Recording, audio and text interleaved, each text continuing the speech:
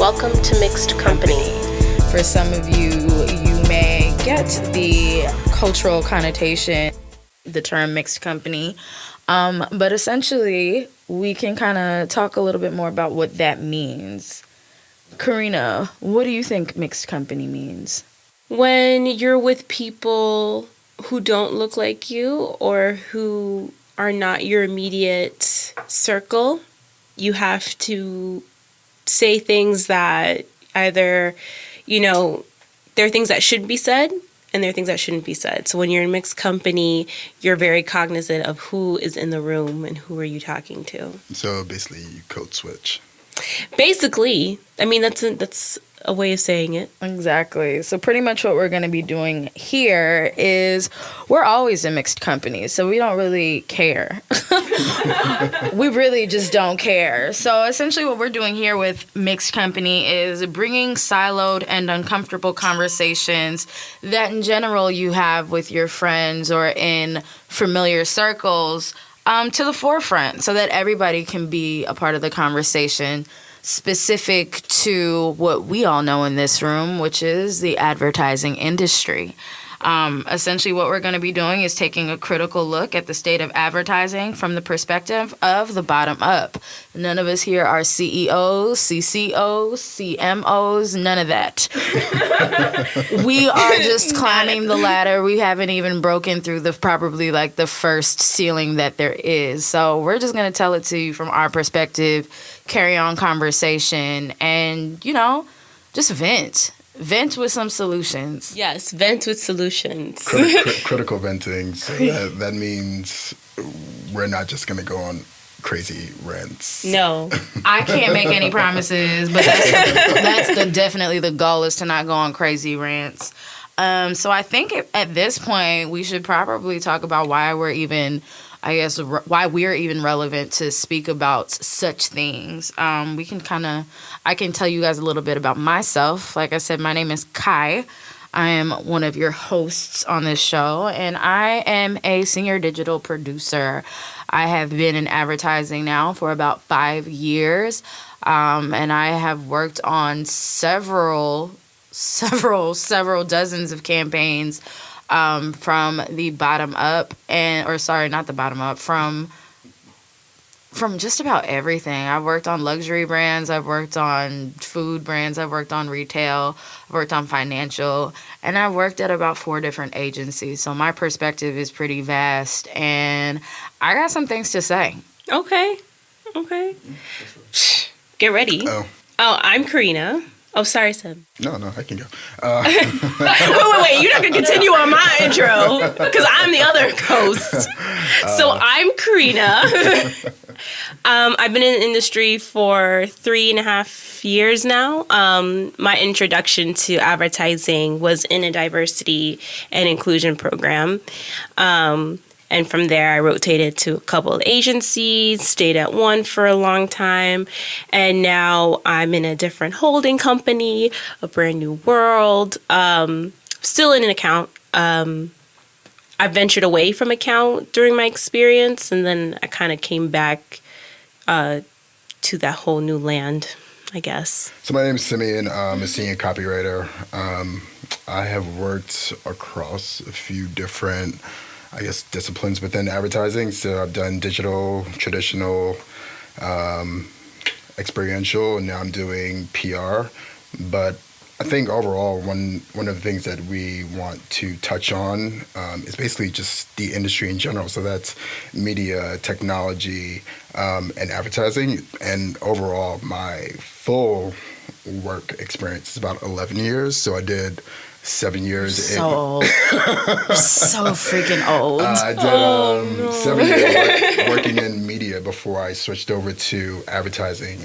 So I can definitely bring the drunk uncle perspective to this conversation. That could be fun. Drunk uncles are the best until they touch you, and then it's weird. What? Wow. Then it's just weird. All right. So like we said. On that note, we can transition. We can totally transition. Goodness. So what's the big deal with diversity? Like, why are we talking about it? Why even say anything about it? what's so great about diversity. It's like a buzzword that's like, oh, it could mean anything. Could mean something to someone, and it could mean nothing to anyone. I think it's just the topic of right now, right? It's like Oscar's so white. Yeah, right. Oscar's so white. You turn on the news. It's everywhere right now, and I don't necessarily think it's just diversity, but the inclusive piece of it. Diversity and inclusion is definitely a hot topic in media right now. But do you think, so just side question, like, do you think it's a hot button because of things that's going on in our world socially? No, I think it's a hot button. Yeah, in general. I mean, I think if you look at the full spectrum of diversity, like, it's just the same problem with a different name. Like, we've been talking about this since the civil rights movement. And Diversity. before that, it was slavery. well. So, like, basically, we're just, diversity. I didn't hear about diversity, like, as a employment thing until I actually started pursuing the creative route in advertising. Before that, I was just kind of like sitting in meetings, listening to my bosses say racist things. So that's a good point. I didn't think about diversity until I got into my program. Honestly, I think it's an advertising buzzword right now. I mean, quite frankly, my friends that work in retail and friends that work in the medical field,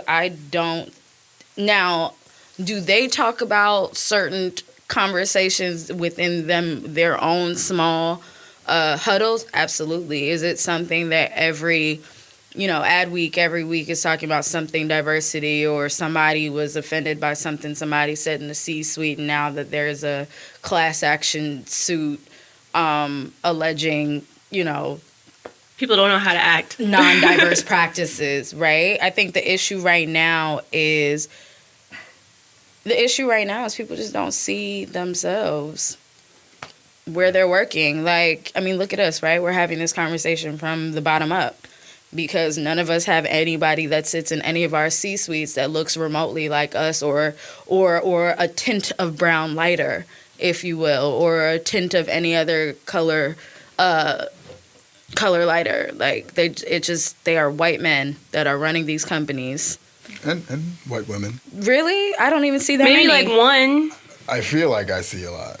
I feel like I work with a lot of. You see a lot of VPs, or you see a lot of VPs. Oh, but you don't see but that's not anybody in C-suite. Yeah, making decisions. Maybe that one lady. There was one lady in Sashi. But I also work in PR now, so that's probably why.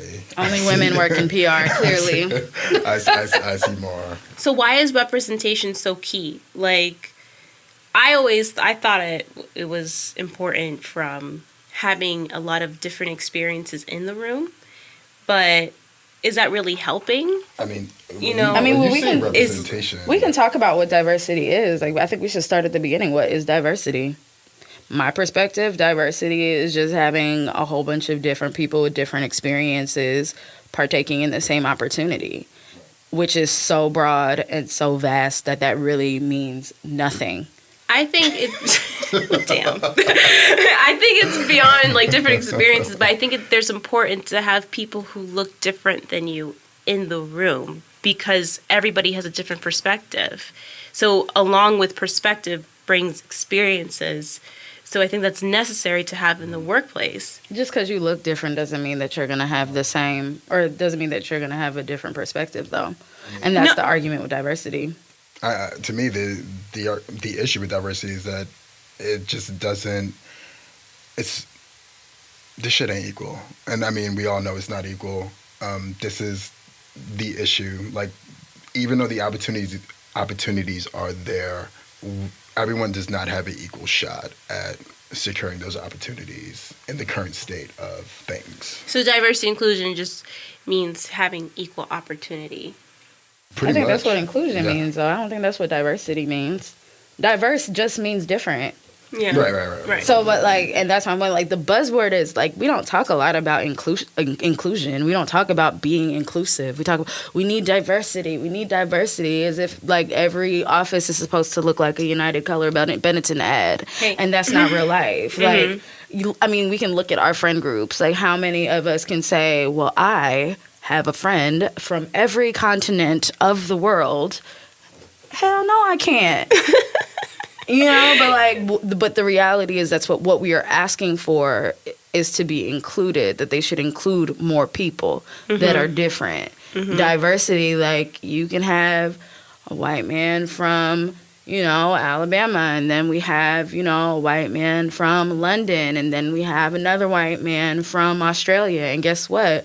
That satisfies diversity. And they're all bringing different perspectives because they're not from the same place. But guess what? What we see when we look at it, we see that Just they're a all the group same, of white just that men. we're looking at. Right. When you're looking around the room and you see what you see, that's going to spark the diversity, the need for it. Do you said at your last place you look at like you visually like let it sculpt your opinion about a place. What do you think now? Like does that diversity and inclusion, do you look at it in a more, I don't know, like less I don't mean to say this, but less superficial way, or do you like, yes, there are a lot of different people that like are here, and I see a lot of different faces, but that doesn't necessarily mean you have a diverse or inclusive office. So when I talk about looking at the optics, I look at the different races, I look at the different age groups, the different genders, and then I start looking at who does what. And one of my issues with, I guess, diversity and inclusion was that it's easy for you to hire a bunch of minorities. Like, that's just, it is. It's very easy. Like, you can hire a bunch of admins and janitors and receptionists that are minorities, and it's cool. Like, you people love it. Like, you know, Shaniqua brings the fun to... She didn't have to be Shaniqua, though. She could have been Shannon. She could have been Brittany. But she could have been Amanda. To them, you know, she brings this, you know, pizzazz to the front desk. It's easy for them to do things like that. But when you start talking about... They said she's sassy. About being... There is nothing wrong being sassy. There isn't. You know, my mom is, like, you know, so... With all that in mind, what does diversity look like? Like, that's a good question. I think, what does it look like? What does it look like? I think it looks like everywhere we work. And if you get the right HR person involved and the right C-suite people involved, they can justify that their offices are diverse as they come. If they have a whole bunch of people that come in from different countries, different states, if there is a ratio of sorts of men to women, if there's a ratio of sorts, especially like at digital companies, there are a lot of Asian people that work in tech. There are quite some, if you go to a multicultural agency, of course, a lot of people say, oh, that's diverse, because you have a lot of Black and Latino people that work at multicultural agencies. And yeah, that's what it looks like. It looks like whatever the hell you want it to look like today. I think it looks like whatever is trending. So, you know, when I was trying to transition from media into creative advertising, Black and Hispanic was trending, and everybody was trying to get as many Black and Hispanic people into their agencies. And then it was LGBT that was on trend, and now it's women. You know, and I think Karinna and I were talking about this the other day, where actually I just completely forgot what you said, but it was... Thanks for listening. Appreciate it. Yep. But it was along the lines of diversity not being specific enough. It's not. And, you know, I think it changes every couple of years, and it just becomes... It keeps being broad, and it gets broader, and it gets broader, and it doesn't hone in on... Because because the reality of the situation is, once you get specific, you have to fix it. Right. If we're going to say we don't have enough black people, then you actively have to go out and hire a whole bunch of black people. Because you can't just say you're not doing something and not fix it. If you're going to say we don't have enough women in management, then you have to go and get women. However, what I feel and why I get passionate, why I get frustrated is that nobody really wants to fix the problem. Once you fix the problem, there's no more of a challenge. What does that mean? There's no more diversity and inclusion management or department. That means that whoever is heading up the D&I beat over at Adweek or Ad Age, like, then there's nothing for you to write about. So in order to keep perpetuating the conversation, you have to continue perpetuating the problem. The issue is we're looking for jobs, right? Right. I personally, and I say this all the time because it is true, I want to go to work one day and talk about how the BET Awards was crappy just like it was the year before and talk about what BET needs to do. However, when I go to work, nobody watches BET but me, right? And could that be stereotypical? Sure, but it's also very relevant. Like, I'm looking to be able to share a piece of my personal life with the people in my professional space. And it's really hard to do that because it's quote unquote not diverse, but more specifically, it's not black or brown enough or urban culture specific enough at my job, which is fine. Our conversation, or what I think the real conversation should be about, is how do we make advertising specifically with creative positions, how do we make it more inclusive? Because people feel like they can't get jobs in that part of the industry. And that is what we're seeing, and that is what's trickling up to the conversation of, oh, it's not diverse enough. Well, to that point, I don't know if it's playing devil's advocate or whatever, but devil. I'm just kidding. Because the excuse usually is, we work in a service-based industry. Mm-hmm. If there are no clients, there are no jobs. Mm-hmm. And the excuse has always been, people need to be able to see their ROI, the return on their investment. Exactly. They need to be able to forecast it. And for a lot of D&I stuff, especially the arguments that I heard when I was trying to get in was that no one has the time to train you on the job. I feel like that's true about every job, though. I just wanted to be the devil. I mean, and look, you done pissed me off already. That was a legit excuse that I heard. Because then what they are saying is, you people, whoever you people is for right now, are untrainable. What does that mean? There are thousands of people that are not white or man that go to college in the United States and throughout the world. And guess what? They are looking for entry-level positions, and not just to be the person to answer the phone and say, hey, can I help you? To actually sit there. You know how people know? You know how many party promoters know how to work Adobe Suite? Oh. I'm serious. I miss those flyers, though. But that's what I'm saying. A junior-level designer, you mean to tell we don't have time to train a junior level designer? How does that even work? That's actually exactly what you're supposed to do. You know what I'm saying? A project manager, that's exactly what you're supposed to do, is train them.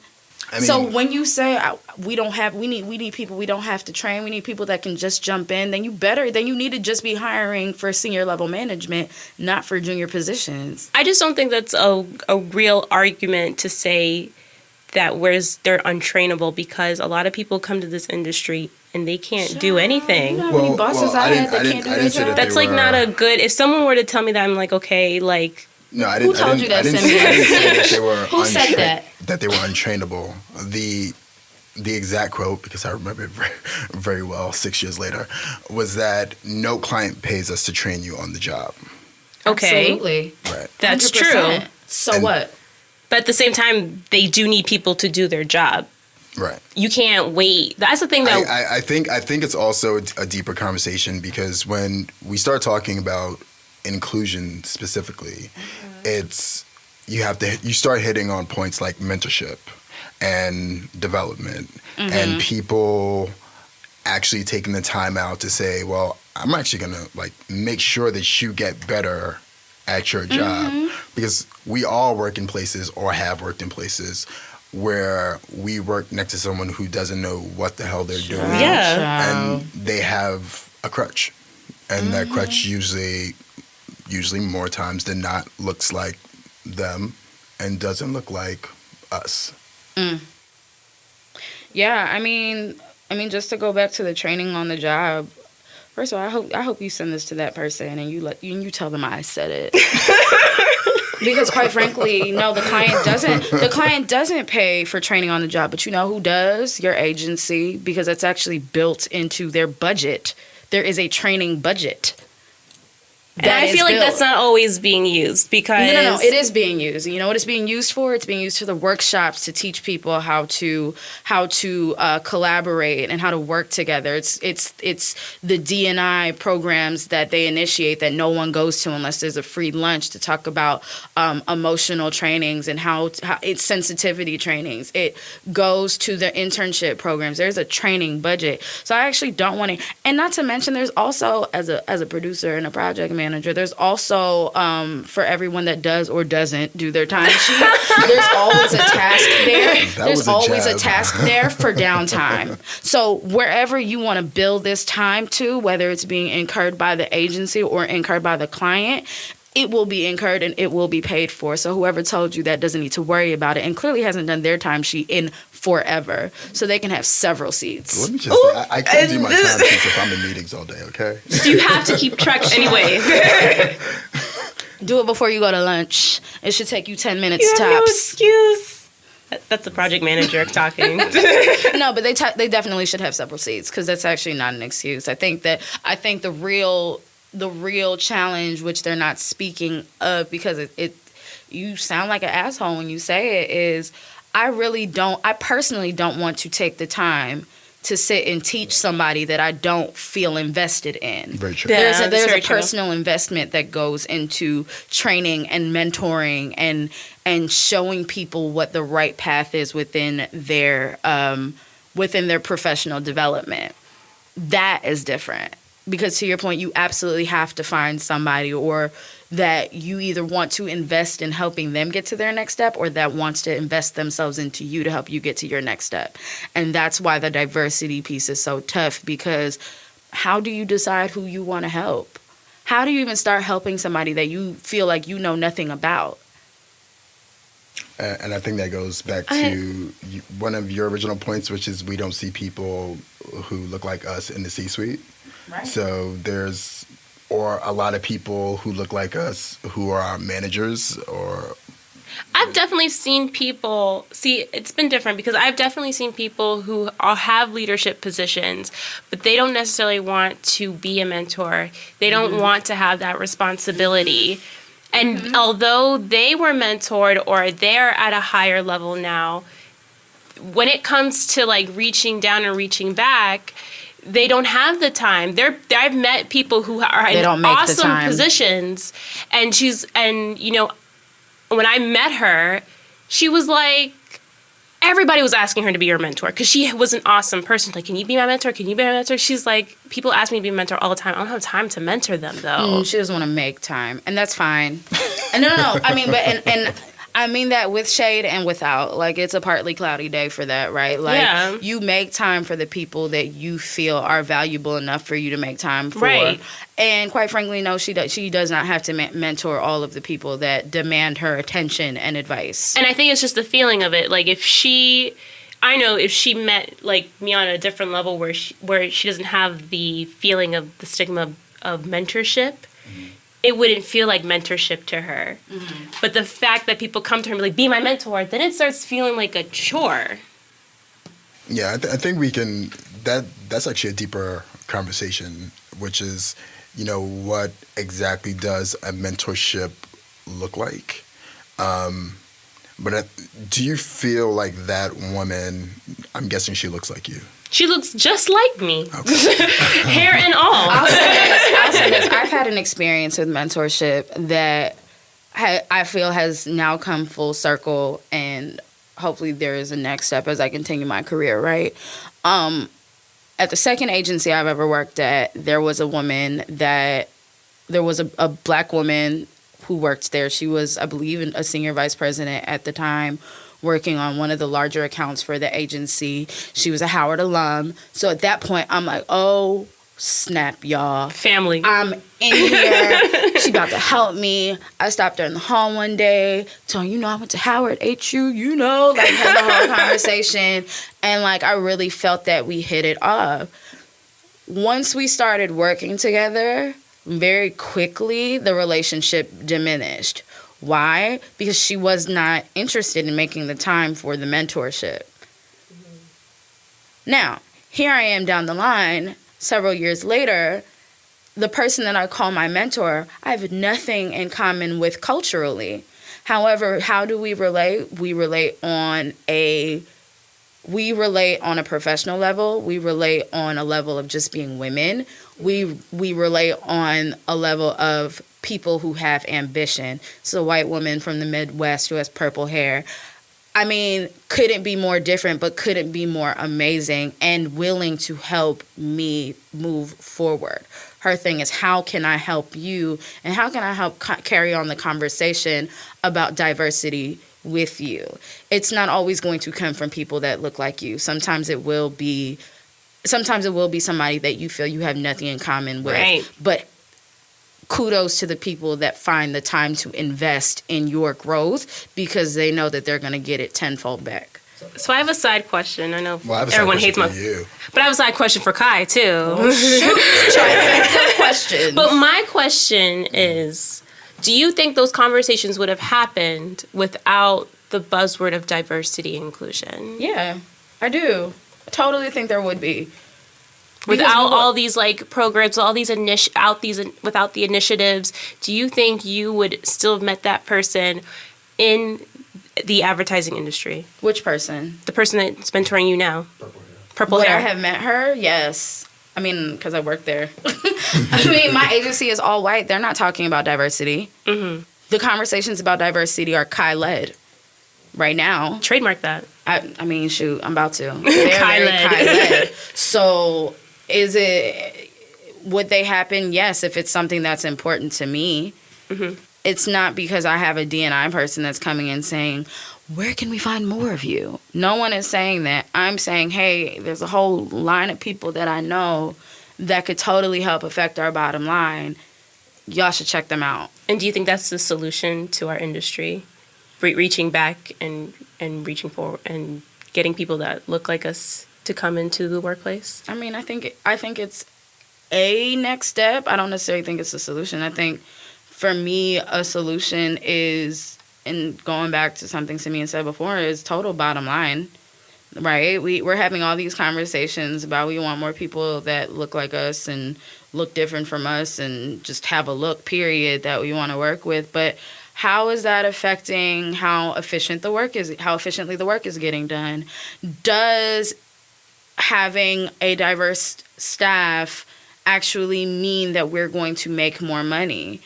And oftentimes, just having bodies does not necessarily mean more money. Mm-hmm. However, it is important to have smart people that have insights and know that there's a market somewhere. Keyword on smart. I mean, and right, smart is just as ambiguous as diverse, but having willingly and educated, whether it is traditionally or not, educated people that know how to push work forward, because pushing work forward in advertising affects the bottom line. Sorry, Sim, what was your question? Yeah, so, and it's probably just a yes or no question, but did you feel more slighted by that woman who you asked to be your mentor? I didn't feel slighted because I never asked her. She was the one who was venting to me, and then what I noticed was that it was like a line of people who wanted to be her mentors. I'm like, she ain't gonna mentor anybody, any of these people. So actually now I have a follow-up for so did I feel slighted? Hell yeah. Well, and when I see her in the street, when I see her in the street, I'm just gonna wave. You were just talking about identifying who these people are that can add to your bottom line, that can boost your ROI. what is the general strategy for, because we're in the state that we're in. Mm-hmm. Like it's heavy minority on the bottom looking to get in, predominantly white at the top. Mm-hmm. What is the strategy for them? Because smart is subjective. It is. Talented is subjective. It is. What is the strategy to help them identify quote unquote smart minorities that will add to their bottom line? Sure. I mean, for me, I feel like that depends on the resource, right? Mm-hmm.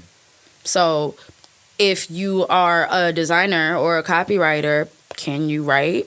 Do the people on our staff like what you're writing? Can you use InDesign, Photoshop, Illustrator?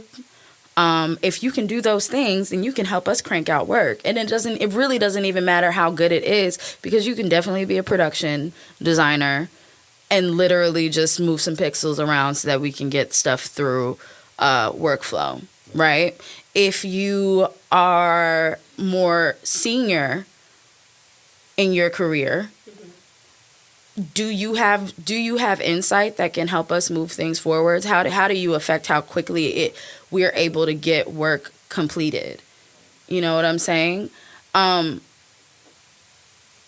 Affecting your bottom line is going to change from resource to resource to resource.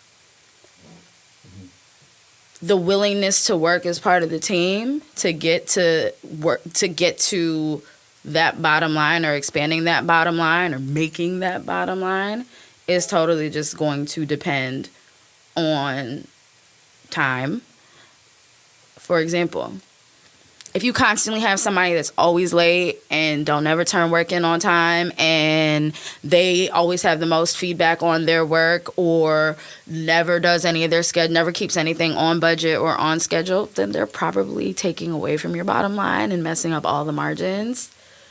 And I literally just described every position or every resource within an advertising agency. Those are the things that affect bottom line. I mean, but we see that all the time. But that's my point. And that's my point. The fact that we see that all the time. Those people aren't necessarily helping affect your bottom line positively. What's a solution to encourage diversity and inclusion in the workplace? I think the best thing to do whenever you're like looking to solve a problem is to kind of like start doing, I guess, the recon work on how you fix it. And even though we live in this Trump world, where, you know, I guess the racists are, you know, they're back in style. I mean, like, let's be real. Like, you know, racism is kind of back in style. But the people who we work for, I think their issue is more unconscious biases. Okay. And the solution starts there, is how do we get them to recognize their unconscious biases that affect how they hire, how they develop, how they promote people, even the work that they put out. I think that's the beginning of the solution, is helping them, I know how, but helping them to recognize their unconscious biases. Yeah, I can agree with that as well. I think once you recognize a problem and you see it as a problem, not just a complaint of the workplace, I think that's when we're going to strike some change. I think we're doing a lot to invoke and spark an emotion, but if we can present that, hey, this is an actual problem that's affecting the people that you hire and affects your business, I think that will resonate and hopefully provide a solution. Because I don't think they recognize diversity as like this problem. Yeah, it's just like a complaint. It's like a complaint. It's a nice to have. Yeah, it's a complaint. It's like a side note. Unconscious biases are not a problem to them. It's, you know. What do you think, Kai? I was about to say, I think, oh man, I don't think unconscious bias is a problem to any of us, really. I think to be more aware, I think a great next step, because, you know, are we going to solve it today and package it off? No, but changing the conversation. The conversation should not just be about diversity, and should be more inclusion heavy, and being specific into who, what, and where we are trying to include the diversity. Mm-hmm. I think that is the next step, to be more specific and to talk about how we're going to change our hiring practices, change our training practices, and retention. I think retention is huge, and that's why we don't see people in upper management or senior management that look like us, because they get to our level, then they get pissed off, and then they go somewhere else. They go brand side, they go client side, they get or just they just frustrated. change the industry. They just go become teachers. And you know what? And it's serious, because all of my English teachers used to work in PR and advertising. They just get so and frustrated. There's something to be said about that you are scaring off women, you are scaring off brown folk, you are scaring off Asian people, and you know what? Y'all gonna have a force to reckon with me. Oh. But with that, you ready to close? You ready to? Yeah, definitely. I think you can expect conversations like these conversations that normally happen in your living room, at the bar. Definitely at the bar. I'm gonna need a drink right after this. In the stairwell, the conversations that you normally have in away your G-chats. Oh yeah, definitely. The G-chats be lit. Okay. These conversations that you normally have away from people that don't necessarily relate to you. So you can definitely expect more. You can expect guests on the show, people who work in this business, people who have those teachers who've left or who have gone on to do cooler things. We're gonna have current events, and at this point, we're gonna answer questions. Yeah, we can give some advice, right? Somewhat. Right? I think we're okay. I think we're good to give advice. I think we're okay to give advice. I think once you hit your 30s, you can give solid advice. I'm not 30 Well, yet. speak for yourself. You're old. So, but, send your questions to askmixedcompany@gmail.com. That's ask, like asking a question, mixedcompany@gmail.com.